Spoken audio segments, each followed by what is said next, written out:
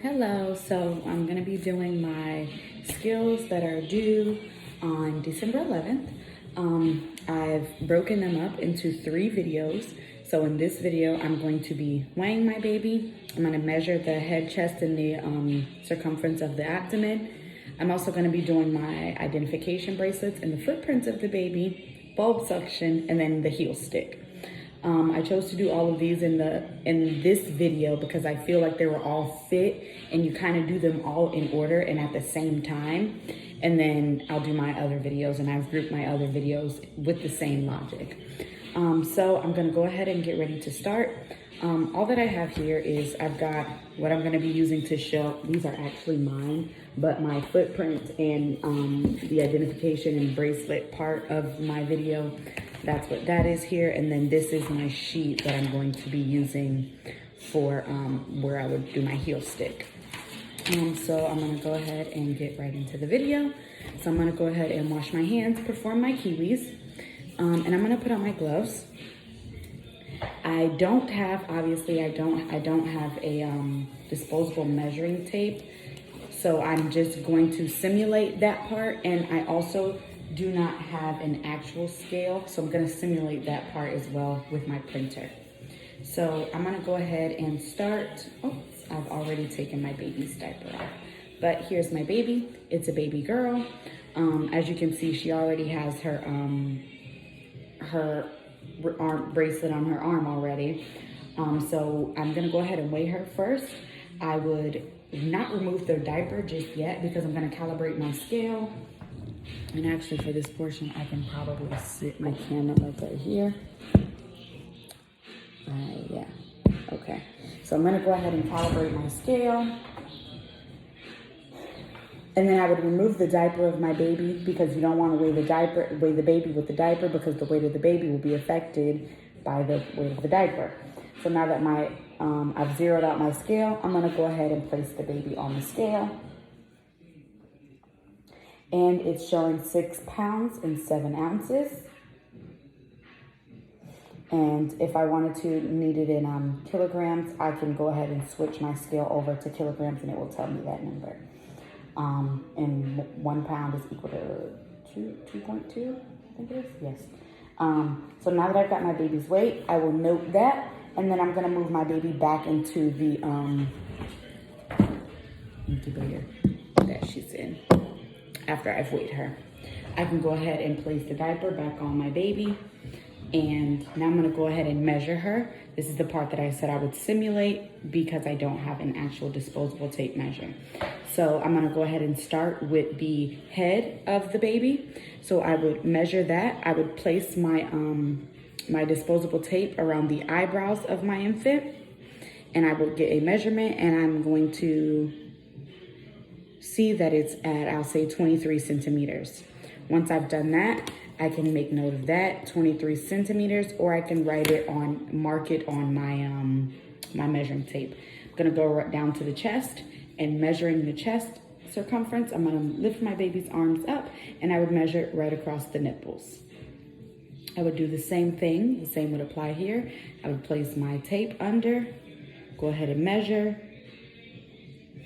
and the number that I get, I would mark it there and I would write it down, and I'm gonna do the same thing for the abdomen of my infant. And I'm gonna mark my tape, and I'm also keeping note on a separate assessment sheet. Now to measure the length of the baby.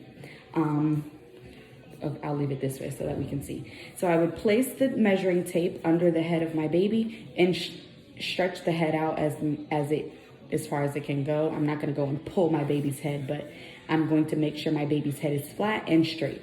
And I would place my measuring tape under as like this. Now I would go and stretch the tape down the length of my infant, and I would make sure, obviously I would not measure it with my infant's legs like this because it's not a true measurement of the length. I would stretch out their heel and then I can measure it. You see the difference? You can see the difference in the two. This is showing a true length while this one is still bent and it wouldn't give the true length of the infant. So I'm gonna go ahead and stretch it and mark it on my measurement tape, and I'm also keeping note over here. Now that I've gotten that done, I've measured my infant, I've weighed them. So now I'm gonna go ahead and do my identification. I would have 4 ID bracelets, 2 for my infant, 1 for the mother, and 1 for the significant other. 1 would be on the wrist of the baby and 1 would be on the foot of the baby.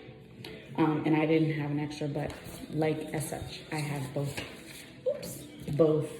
Oh, 1 is missing, but you would have 2 bands for the baby, and this is the one that I had on, and it states the name of the mom of the infant, and then their medical record number and things like that.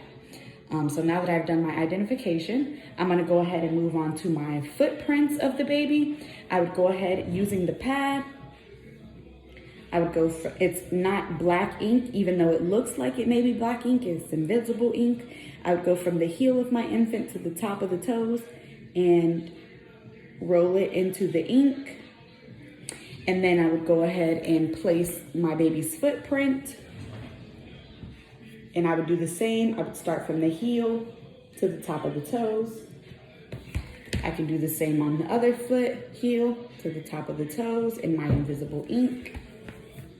And then from the heel to the top of the toes on my sheet, and it would give me the footprints of the baby as such. While we're here with the feet, I'm gonna go ahead and perform my heel stick.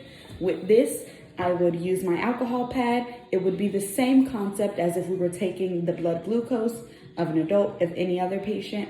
We would use something similar to a lancet on the heel of the baby. And this heel stick is used to perform a bunch of different, very rare tests on all infants. And you obviously would not have the results of this while the mom and the baby are, well, the baby may still, if the baby has to stay in the hospital and not go home with mom, but while the mom is still in the hospital. But if some results came back positive, anything came back alarming, you would obviously notify the mother at home. So I'm gonna take my alcohol pad and I would wipe. With any injection, I know that I'm gonna use my alcohol pad, give the baby the little stick with the needle poke. And then I would use my heel stick paper, and I would put the drop of blood in each designated area for blood on for the heel stick for this assessment.